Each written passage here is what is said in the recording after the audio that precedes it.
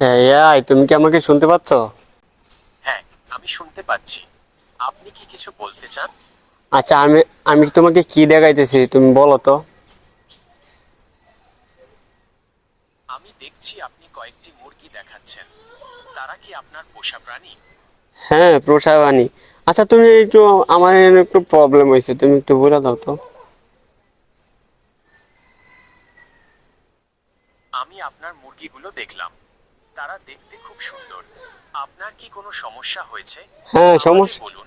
হ্যাঁ, আমি সাহায্য সমস্যা। করতে পারলে খুশি হব। হ্যাঁ, সমস্যা হয়েছে। এখানে কথা ছিল যে এই এখানে কয়টা মুরগি বলো তো। আমি এখানে 4টি মুরগি দেখতে পাচ্ছি। এর মধ্যে 3টি মুরগি এবং একটি মোরগ।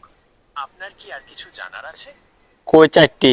এখানে বালাসি দেখো তুমি, এখানে চারটি তুমি কই দেখলা? দুঃখিত, আমি ভুল বলেছিলাম। এখানে 4টি মুরগি এবং একটি মোরগ আছে। আপনার কি আর কিছু জানার আছে?